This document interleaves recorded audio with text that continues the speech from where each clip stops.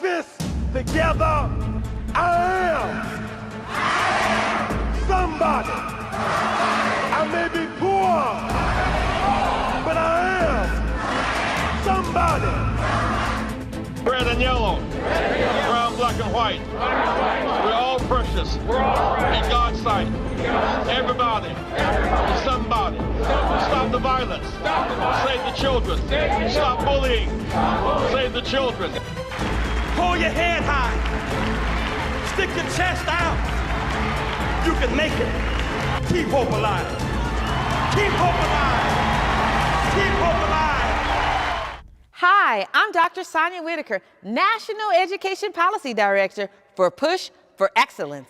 And on behalf of the Rainbow Push Coalition, we'd like to thank you so very much for joining us here on our Saturday morning forum. We also want to thank Word Network for bringing you to us and us to you.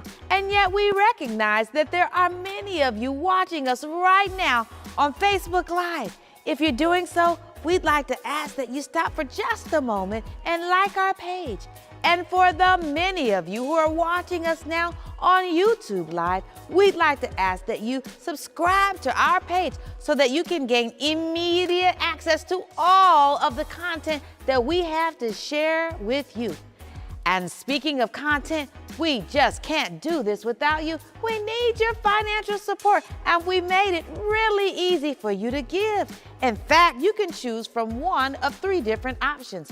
You can simply pick up that cell phone in front of you right now and hold it to the QR code and text the word PUSH to 41444. Text PUSH to 41444. You may also take that same cell phone and go to our rainbowpush.org website and click on the donate button. Now, whatever you do, again, we have a lot of content in store for you today. Do not touch that dial. We'll be right back, and the push is on. Hi, I'm Tim Lee, and today we're going to continue our Did You Know series on Reverend Jesse Jackson. Reverend Jesse Louis Jackson Sr., founder and president of the Rainbow Push Coalition, is one of America's foremost civil rights, religious, and political figures. Over the past 60 years, he has played a pivotal role in virtually every movement for peace, civil rights, racial and gender equality, economic and social justice, both nationally and internationally. Reverend Jackson was born on October the 8th, 1941. 1941? That was a long time ago. Do you know what the world was like in 1941? Well, in 1941, a gallon of milk was 27 cents. You could get a dozen eggs for 40 cents, a loaf of bread for 8 cents, a pound of bacon for 34 cents. The average family income was $2,050 per year. You could buy the average home for $6,900, or you could rent a home for $32 a month. Minimum wage was 30 cents per hour. Wow, those prices are way different than what they are today, right? But do you know what else was different in 1941? In 1941, America was very separated. Black people and white people could not do a lot of things together. So if you wanted to go to the movies, yeah, you could go for a quarter and buy a Hershey's chocolate bar for a nickel. But if you were black, you could not use the front entrance, and you could not sit on the floor. You had to use the back or the side entrance, and you had to sit in the balcony. Now, if you couldn't afford a car, which was only $925 brand new, or gas for your car, which was only 19 cents per gallon, you could get on the bus. But if you were black, you had to sit in the back of the bus. And if all the seats for whites in the front of the bus were filled and or used up, you had to get up so a white person could sit down. And guess what? All of this was legal. Legal separation in America is called segregation. Can you say segregation? Well, this is the America that Reverend Jackson grew up in. And in this America, Black people had to fight for the rights that we enjoy today. And Reverend Jackson was one of those fighters. I came home from college in 1959. I'd been away for 6 months, a very long time for the first time. I was anxious to get back home and then to school. I had to do a speech with 25 annotated bibliographies. I rushed to the colored library, and Mrs. Smith said, I don't have this number of books, but my friend at the Central Library does. So you take the note to her and I will give her a call.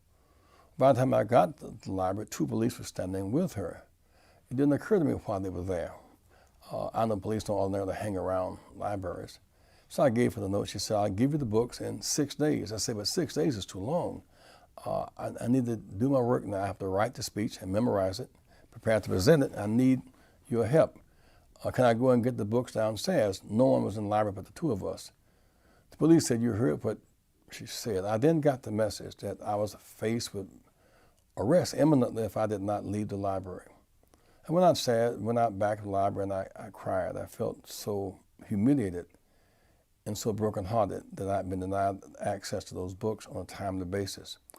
Well, I came home that summer from school, and several of my classmates had had the same experience. We met at Springfield Baptist Church in the leadership of Reverend James Hall. And we determined to go downtown to use that library if it meant going to jail to dramatize our displeasure.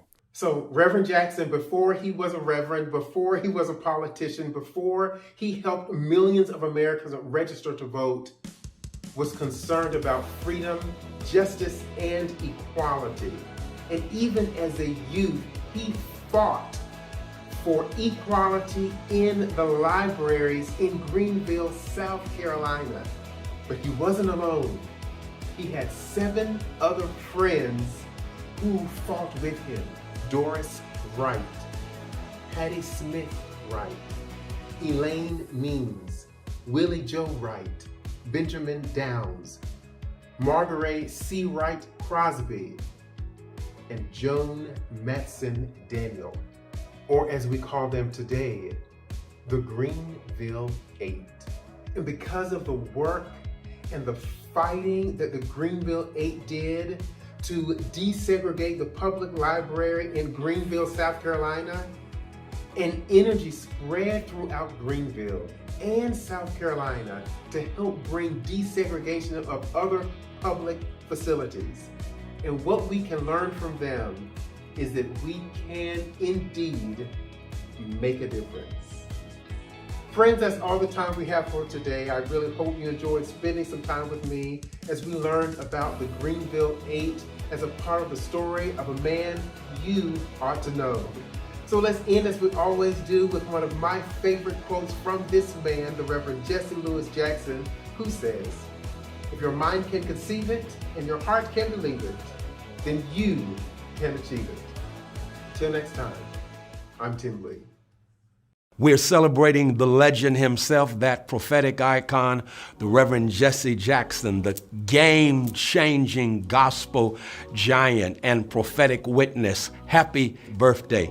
How can we celebrate this in a way that truly reflects appreciation for the man, the mission, the message, Reverend Jesse Jackson Sr.? I want to invite you to help us bring to pass a vision that was given to him by the late Reverend Dr. Martin Luther King Jr. Dr. King had a dream of 1,000 churches connected.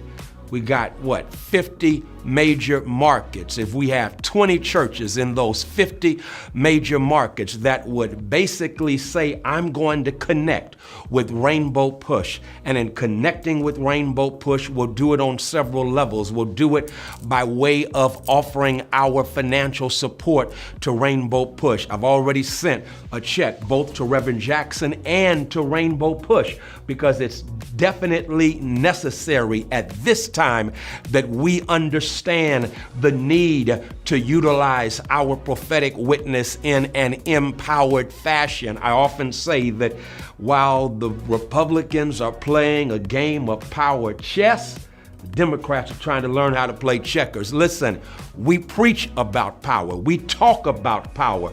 The question is, are we going to wield power? Reverend Jackson says we can wield power with 1,000 churches around this country connected in investing in Rainbow Push, but also not only must we invest in Rainbow Push, I hope you join me and will contribute at least $1,000. I've done more than that, but you can do what God has blessed you to do. And then not only that, I want to encourage you, as Reverend Jackson is talking about, we need, just as we have Sunday school classes, we've got to have social justice classes and teach what it means to unite or reunite in holy wedlock what never should have been divorced, Jesus and justice. That's what 1,000 churches connected can do.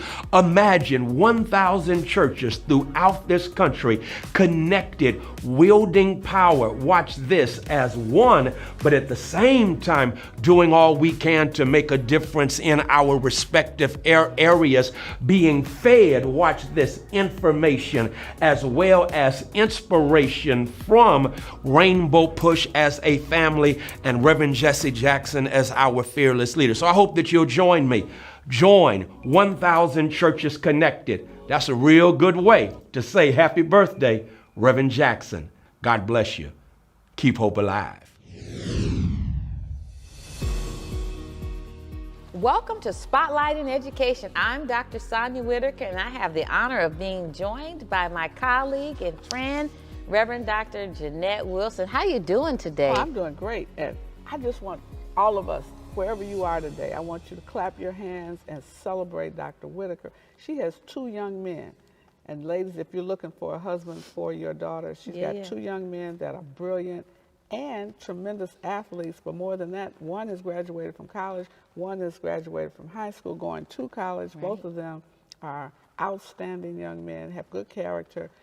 Tell them about your college graduate. Thank you so much. I'm excited. Thank you for giving me that opportunity. Again, as she said, I do have 2 boys, and I was just actually talking with Rev and a few others about the importance of parental involvement, for which we have been involved in our children's lives. And so I just want to take this moment to congratulate my son, Mark Allen Whitaker, who is a recent graduate of the University of Tampa in Tampa, Florida. He also played a key role in supporting their lacrosse team in winning the national championship. So yes, the University of Tampa's Division II lacrosse team is now #1 in the nation. And on top of that, he has been given the great honor in entering into a formal agreement with the University of Tampa relevant to his marketing in the Department of Athletics for UT. So we also want to thank the university for trusting our son with this great honor. Well, first of all, son graduates with honors, graduates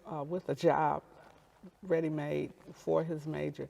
And I think that says something about how we prepare students. So as we spotlight on education, I want to spotlight on student achievement.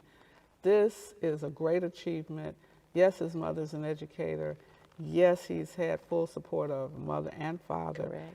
And I think that we have to look at investing our children in non-traditional sports. Lacrosse, great scholarships available. There are all kinds of supports that are available financially for children who would use that sport as opposed to football or baseball or basketball. You need to start looking at lacrosse, tennis, soccer, golf. I'm so glad you said that, Reverend Jeanette. And we didn't even rehearse this, but I'm glad you said that, because that was something, Mark Allen, he got a stick in his hand at the age of 6. Mm-hmm. And, I have had the honor and continue to have the honor and lead in inner city settings where those Black boys and girls that we serve are not getting exposure to activities in sports like lacrosse, where the research is telling us that the universities actually have, and some of them are actively seeking out Black and brown men and women, boys and girls, to enter into their lacrosse programs. And essentially, we're leaving the money on the table. Leaving money on the table, and the real football is soccer. Not the football we know, but it's soccer. It is a global sport. More people around the world play soccer than play football. So you want to go to the soccer, which is really football. And try to encourage our young people to look at these alternatives. They can get a free ride to college and perhaps even go to the Olympics, depending on how good they are. Lacrosse, I know the college I went to had lacrosse and soccer, did not have football, and we were very disturbed. Right, right. And we would actually like to see lacrosse be an Olympic sport, but that's another story. It's coming, it's coming. It's coming. So again, So what congratulations. we're going to talk about So today? today, wow, hot off the press. You know, Reverend Jeanette and I are together weekly, and we talk about spotlighting education, and very, very often we talk about student performance. So I know you're used to us bringing that level of content to you. However, it is important to recognize that, I'm sure you do already, that hot off the press right now is information related to the academic performance of all students across our entire nation. And guess what the results are showing? Even though teachers are working really, really hard, and they worked really hard during the international pandemic, as a nation, the results show that we have seen an unprecedented decline in math performance of students nationwide. Reverend Wow. Jeanette, how do you feel about that? Well, I think that the math scores of students, particularly those who live in poverty areas, go to schools in the inner city, math and science has been declining over the years because elementary schools in our communities traditionally do not have math teachers who majored in math and decided, I want to use my math skills to help build this generation. They don't teach science at the level that is competitive for even high school. We don't have the science fairs we used to have. You don't have the math competitions in some of our schools. And so our students are not getting what they need, not because the teachers are not trying. That's not, I think it's not appropriate to ask people to have a multidisciplinary approach to education anymore. Great point. Other countries excel in what they invest in. They invest in math and science, engineering and technology in greater proportion to what we do in America. You know, the more that I think about this, Reverend Jeanette, the more I think it's important for us to, because it's on the news like every day for the last several days, the more important I think it is to stay right at this conversation about the root cause of the problem.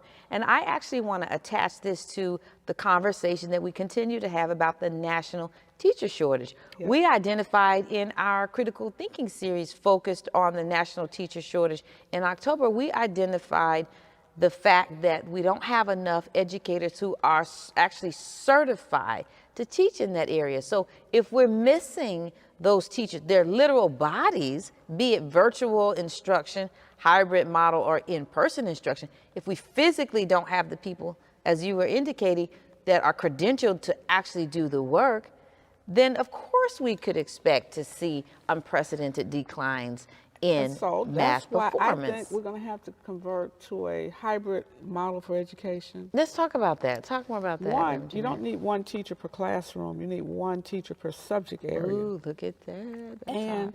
we can, when you want to get your child to increase math or reading or any of the test scores, what you do is hire somebody that's expert in that field to help them learn and understand the problems that they will receive.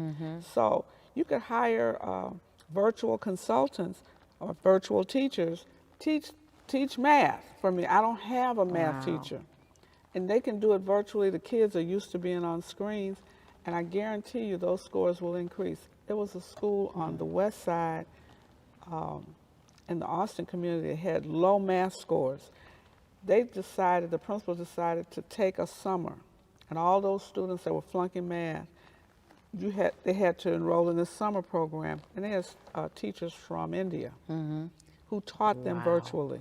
Wow. And it wasn't virtual, it wasn't based on COVID, it was based on helping them understand math, and their scores just skyrocketed. I think that's a great point, because one of the things that came out of our critical thinking series relevant to recommendations was associated with maximizing the strengths of the teachers that are actually already in the system. And so the example you're given would be examples of how to bring people from the outside, but going back then to the folks that are inside, what would stop or prevent a teacher in a school district or in a school that is skilled at math from going virtual, even while all the children are in their individual classrooms, to teach a particular skill or a particular concept? That's right. Nothing, right? Nothing. And we have to begin to play to our strengths instead of punishing children because you have a weakness. Right. Rotate those teachers from classroom to classroom, or if you have a closed circuit television, put it on television, like you say, and make it virtual. Children shouldn't suffer because you can't buy the service that you need because they're not available. Plus, we got to look to corporate America For support. for support. They have math people, and many of them teach it. They could teach it. If I'm doing a semester or, you know, so one day a week, let me teach your children science or engineering or math. I guarantee you can help them learn because you can be creative in a subject you like. And I think creative is the key. When you were talking, I was thinking about the saying, you know, the definition of insanity is doing the same thing over and over again and expecting different results. Well, essentially what we're talking about is the need to engage in non-traditional approaches to addressing the root causes of the problems. We can't continue to do the same thing. No, we can't. And every child can learn.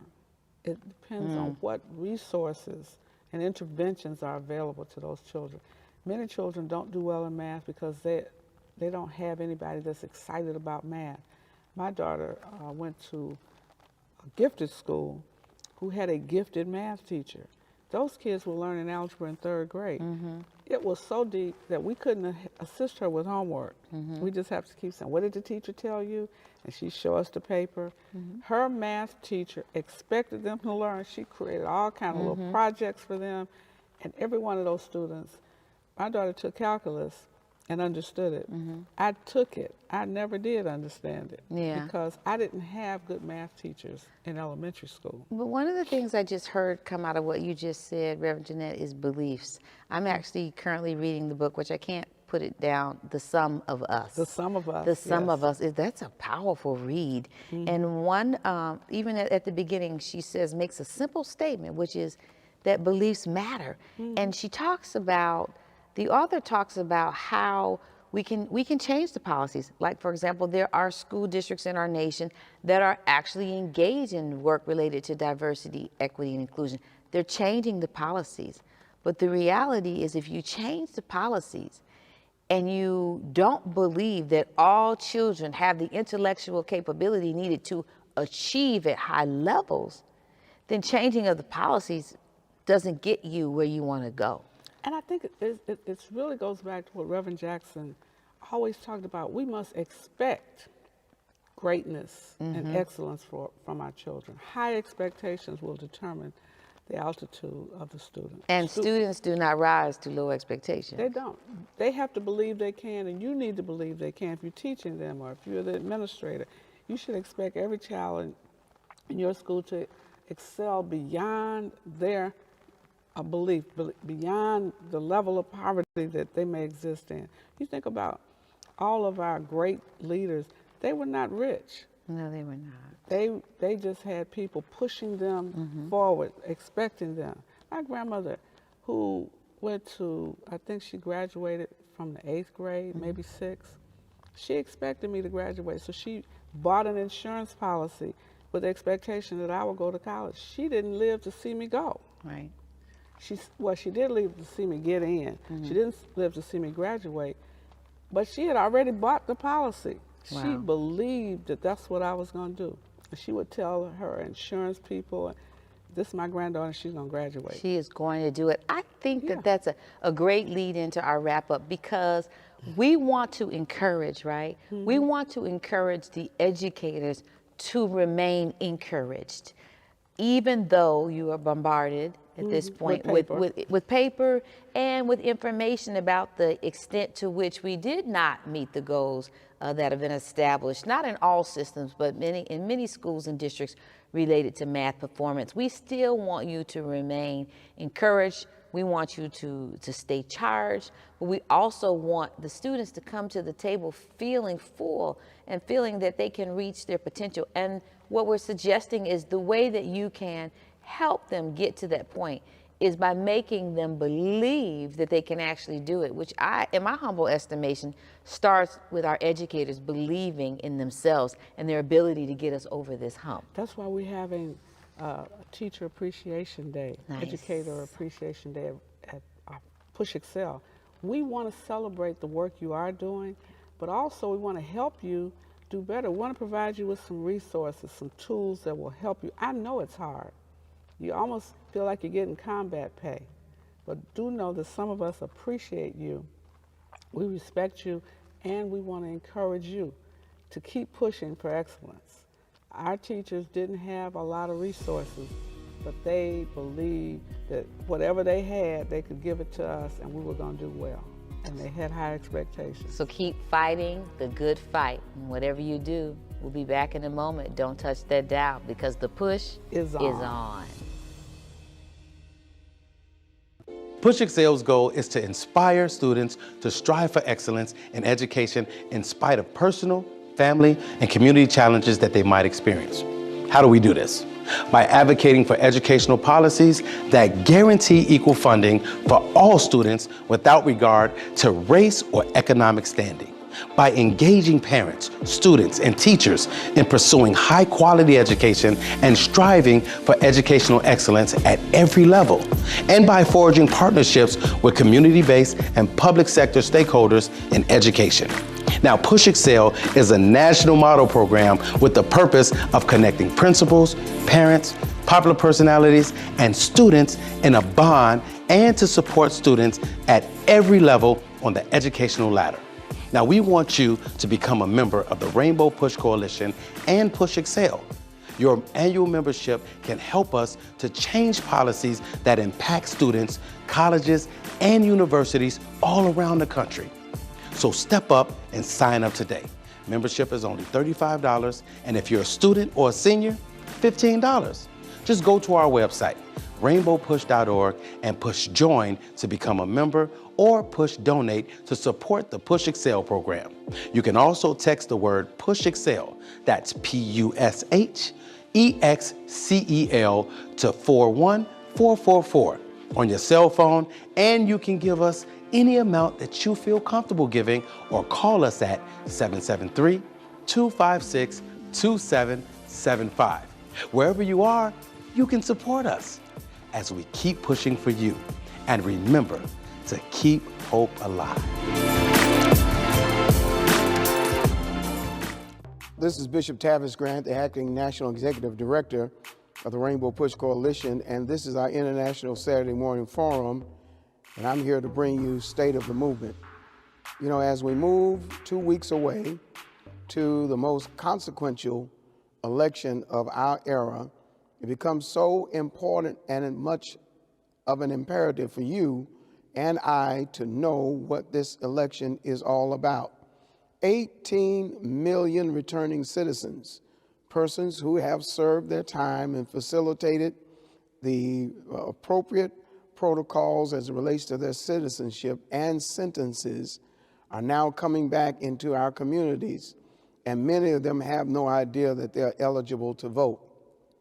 In many county jails and city jails across our country, there are persons who are waiting for pretrial sentencing who are equally eligible to vote, and yet authorities and individuals and agencies are working in a very aggressive manner to block their access to the ballot box. But there's something you can do about it. You can be mobilized, you can be organized and energized to turn out this year for the midterm elections. You know, what is on the ballot is so very central and poignant to your everyday life. For example, millions of Americans take insulin, and yet the patent for insulin only costs $1. The patent costs only $1, and to make profit, You could sell it for $10, and yet millions of Americans are paying hundreds and hundreds of dollars for insulin, and yet the cap on insulin is at $35, not for everybody, but for a certain portion of the American public. Listen, there's something you can do about it.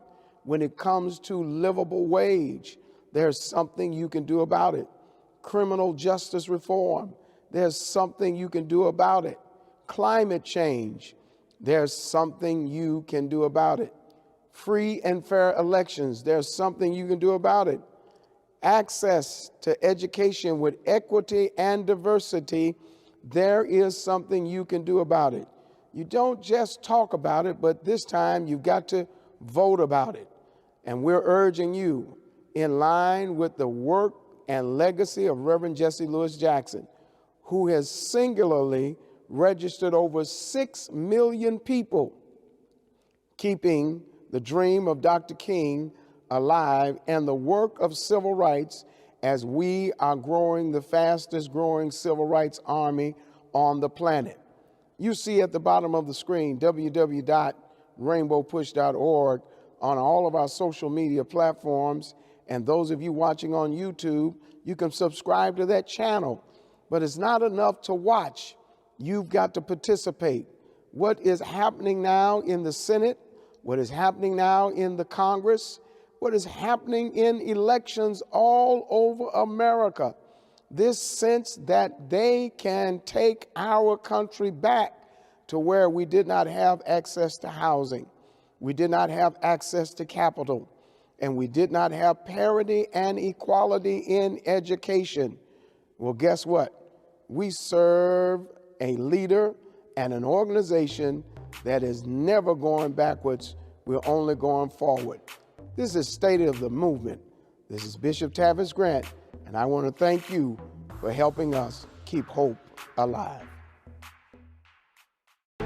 In the stormy season of violent campaign rhetoric, we're called to be steady in the face of the whirlwind. There's a tug of war for America's soul. We have a clear choice: take down walls of separation, build bridges of hope and unity. Love must trump ignorance and fear and hatred and violence. Our voters are our boys. Let's march the polls together, keep them alive. Let nothing break your spirit, never surrender. Vote, vote, vote, vote, and keep hope alive. Good morning, friends. My name is Dr. Joseph Bryant Jr., and I have the privilege of serving as the Executive Director of the Rainbow Push West Coast Silicon Valley office and Push Tech initiatives. We are so excited to be a part of this year's Atlanta conference, our Creating Opportunities experience, and kudos to our colleagues, Attorney Robert Patillo and Trina Havington, for putting together such a phenomenal event. As you all know, this is a critical time for all of us. And our fearless leader, Reverend Jesse Lewis Jackson, continues to be on the front lines of change, raising the banner of awareness and consciousness, and allowing us to engage ourselves in such a critical time, for such a time as this, to ensure that our voices and our votes do matter. He has, for nearly 60 years now, pushed the envelope around this country on voter registration and now with voter education. There are so many things that have happened in the past election cycles that have been disturbing, that have been troublesome. We've seen so many misgivings around how we receive and dialogue and engage with information.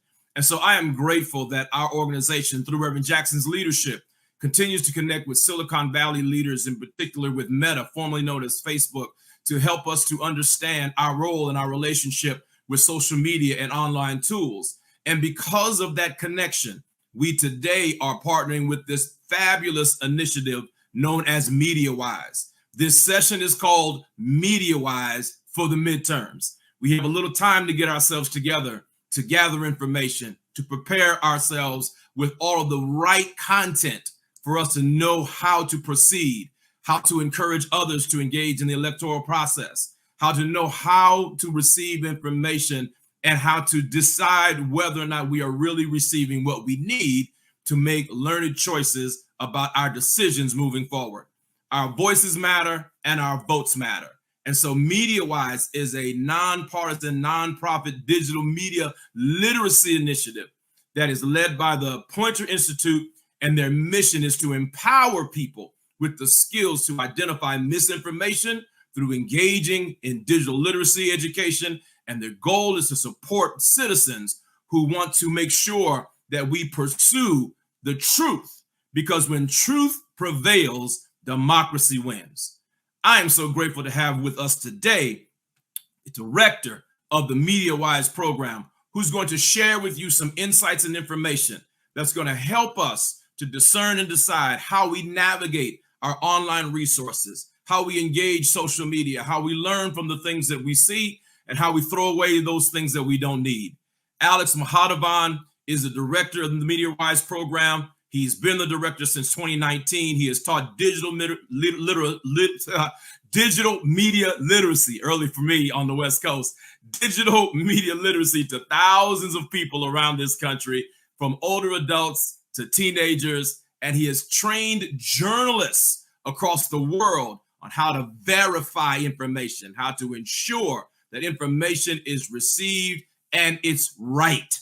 And so, ladies and gentlemen, please welcome to our Rainbow Push Creating Opportunities Conference, Mr. Alex Mahadevan.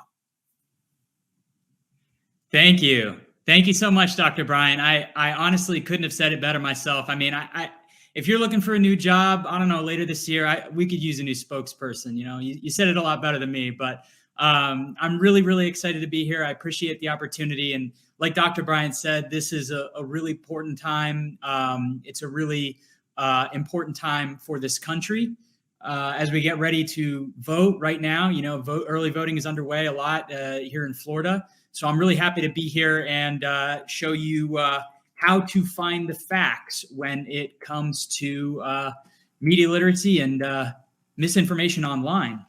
We go all over the country and teach people how to separate fact from fiction online. Myself, I love this because I'm a journalist. I'm a reporter at heart. I've been a reporter since since I got out of college. And so I've always been really passionate about the facts. And I understand now how important it is having the facts when you go to the polls, when your friends, your family, your communities go to the polls.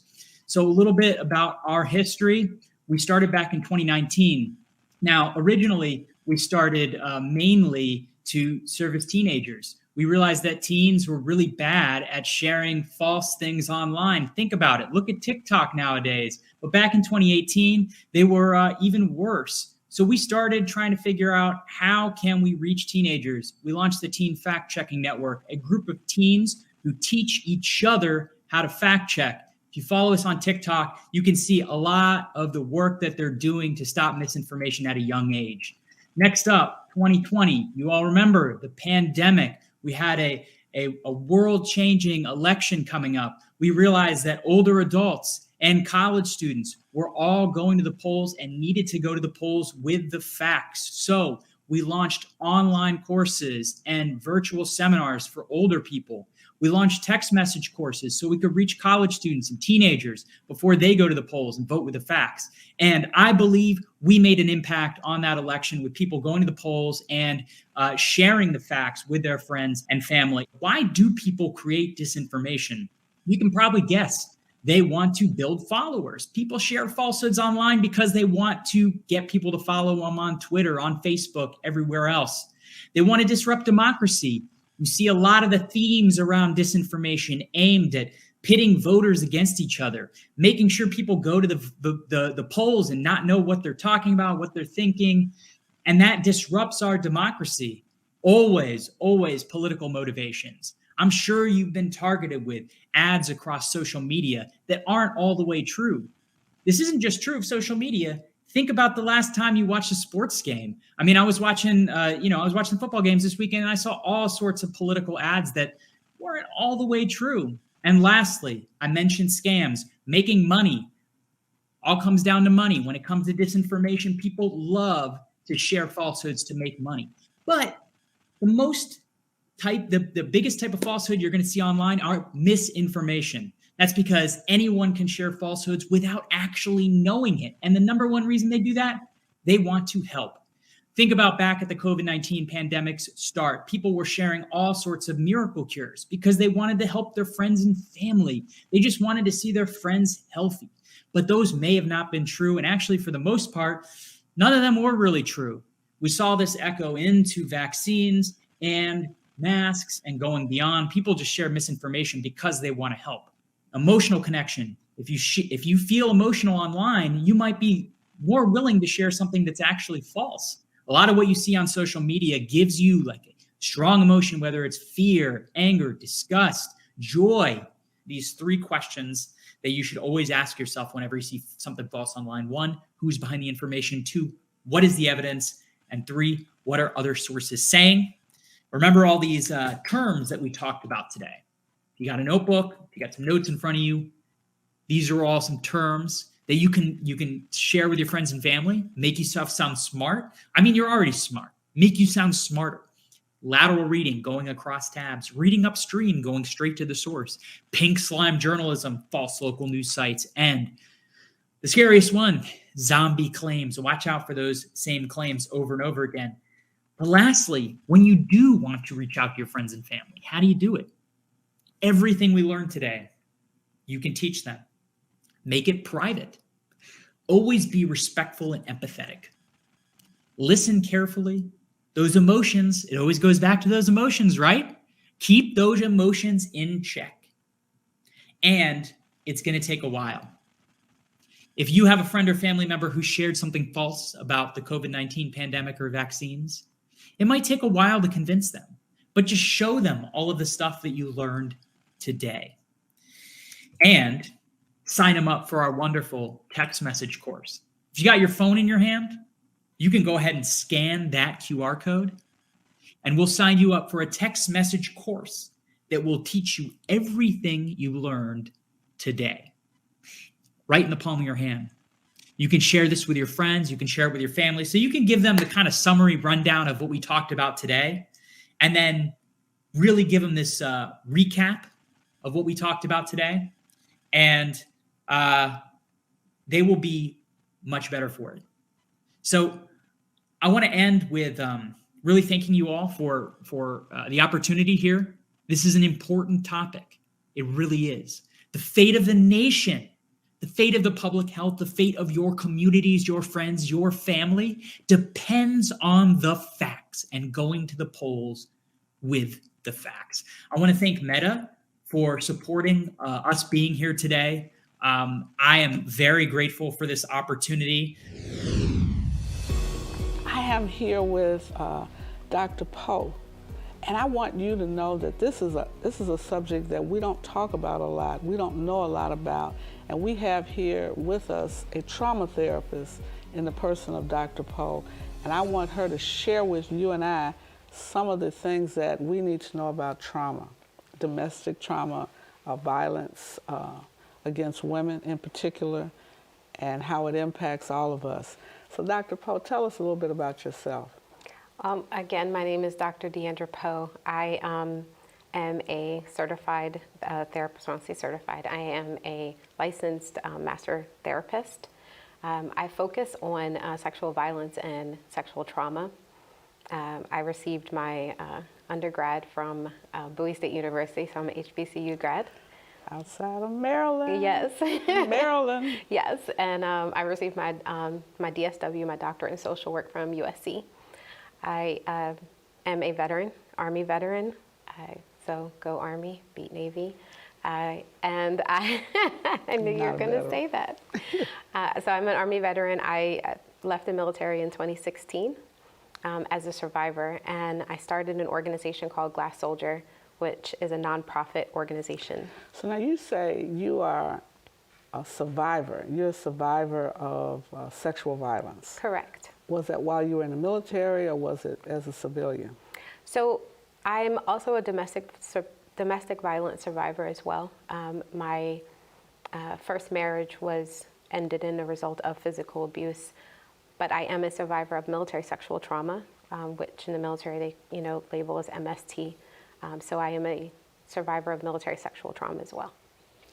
So now, most of us don't know when you say military sexual trauma, most of us have these thoughts about the Me Too issues that we now are responding to, we always blame the victim. Correct. Why didn't she come and say something 40 years ago when it first happened? So tell us a little bit about the impact of sexual violence and how it impacts women in particular, but others. What happens when you have been abused that causes you to remain silent for some time?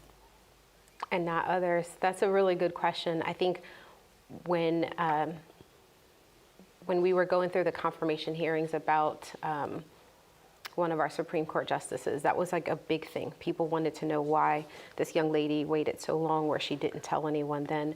Are you talking about the Clarence Thomas? Well, no, I'm talking... Justice Thomas hearing? No, the other Supreme Court, Brett Kavanaugh. Oh, okay. When the thing about trauma, when someone's going through, you know, when they have a traumatic event, the memories don't always produce in the way that we retell them. You know, having gone through this type of event, survival mode and your brain are so connected. For some people, they repress these memories, they push them back. So you push it back where you don't even remember the details. Is that what you're saying? It's very possible. Oh, wow. That you don't remember the details. But then you have a triggering event. The smell of someone's cologne, the touch of a loved one, anything can be a triggering event. And suddenly, your brain is responding to the trauma that happened in the past. That's often how trauma works, is we have this very present response to something that happened to us in our past. And see, I know most of you all didn't realize that, because we've been asking the question. I know you watch the news and you say, well, why didn't they come forward at least a year later? Why didn't they tell the story? And everybody is, but we're always analyzing the victim. We don't deal with the perpetrator. Exactly. Because we don't want to believe, oftentimes this is, say, 30 years, 20 years later. How long was it before you came forth? So it took me actually a few months. When I was assaulted in January 2012, it took me a few months before I came forward. So when we think about the courage and the bravery of a survivor coming forward, there are a lot of things that go through their mind.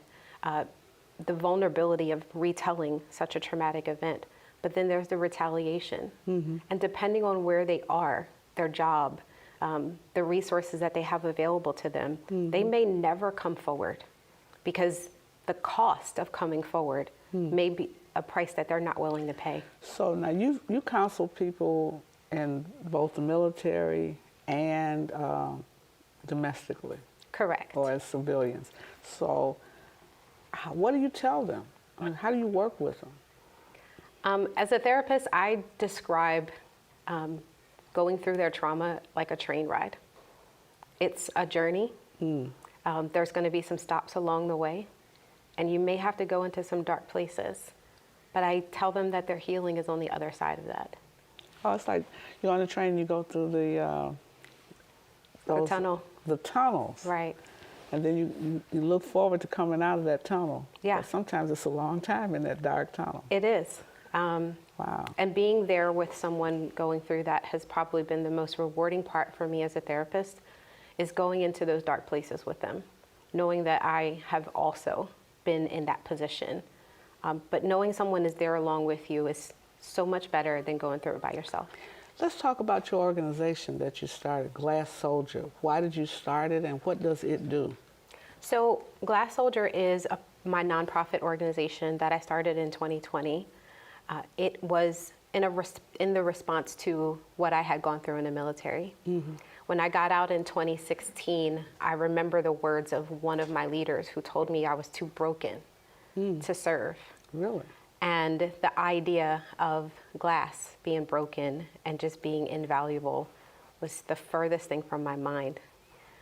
So I formulated or came up with Glass Soldier in response to there has to be a better way. So what happened to you in the military, if you can tell us? So briefly, my journey is a little unique in how I came into the military. I went in at age 31 in 2011 after I commissioned from Bowie State University. So I came in with life experience. In 2011, I got to my first duty station at Fort Stewart, Georgia in November of 2011. in January, during the in-processing, I was assaulted by another officer in my house while my children were sleeping. Wow. And from there, it led to my entire career kind of being overshadowed by this one event that kept coming up over and over again. Despite my wishes to continue to serve, I had that one leader who just absolutely was adamant that you cannot serve your country after what happened to you. So I decided to fight from a different angle. And so began my work right after I commissioned of becoming a therapist, understanding my healing journey, and applying that to so many other survivors who are going through the same things, and really wanting to create a way for my brothers and sisters in arms to feel comfortable telling their story without the fear of retaliation. So Glass Soldier helps people come forward? So our organization is centered around finding resources for service members. Right now, military service members cannot report outside of the Department of Defense. And see, I think that's crazy.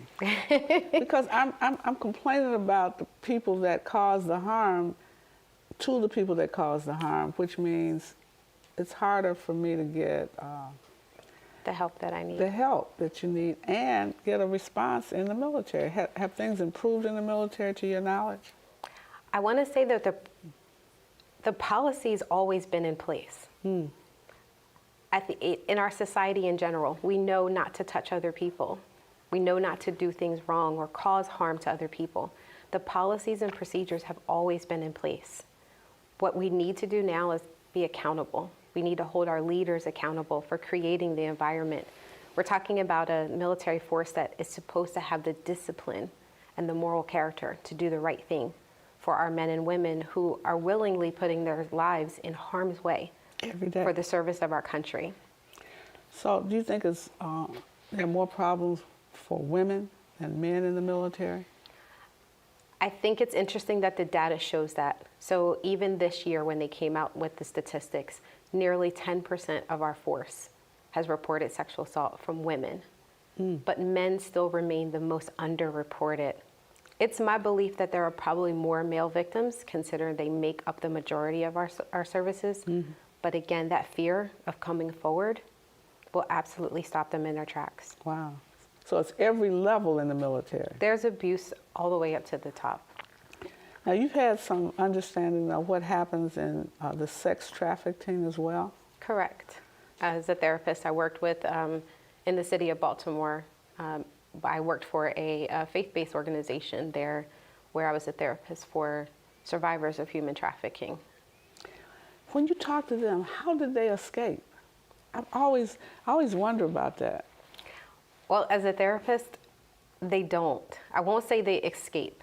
For some survivors, they go in and out of this lifestyle, depending on where they are in their lives. I don't think a lot of people understand that even if they are able to secure a job or secure housing, there's a call, something pulls them back into that lifestyle. And more often than not, it's because their needs are not being met. So now, are they generally younger women that are in it, or young people that are in the sex trafficking? The youngest survivor that I've worked with was 9 years old. Are you kidding me? No, ma'am. 9? 9 years old. How did she get in it? Through her mother. And familial trafficking is something that would probably take me a long time to explain. But familial trafficking it's prevalent in more ways than I think our society understands. 9 years old? 9 years old. I know that's true because we had a young girl that was in our summer program who was acting out, and so I had a meeting with her, and she said, "You don't know my story. You don't know what I've been through." I said, "No, I don't, so tell me." And she said her sister, because she was saying that her man didn't do something. I said, "How do you have a man? You're 13. She says, "Oh, I have a man." And he was in this shelter, this institution with her. But she said that her sister had put her on the street at 13, yes, or perhaps younger. Yes. And what you'll more often and find, especially coming out of this pandemic, is that young ladies were told to go make money when everyone's rent or mortgage was at jeopardy because they weren't able to work anymore. So you find that familial trafficking upticked a lot in order for people to, again, survive. So if you don't know familial, it's family trafficking. Some relative causes these young people to go into this industry, and it's not prostitution as such. No, because sometimes it starts off as the landlord saying, if you send your daughter to my apartment, I won't charge you rent next month. And it can be that simple. Man, this is unbelievable. So how do people reach you? Okay, so I do have a website. It's www.glasssoldier.org. That's the name of my website. From there, they can find information about what we've done, where I've been. We will be posting upcoming events very soon, and also Act to End if they want to reach out to me to have me come to their organization and teach leaders how do they respond. Trauma-informed care is so important. It's not just therapists that need to know or leaders, but everywhere. Your dental offices, your corporations. Trauma-informed care starts at the very beginning when a survivor comes into any organization, from the receptionist to the janitor, because you just don't know what people are going through. Or been through. Wow. Will you come back? I will definitely come back. I'm excited about coming back to Chicago. I'm gonna have to come back to Chicago in the summer. I've not been when it's warm. We need you in the winter. Thank you so much. We really appreciate it. Thank you.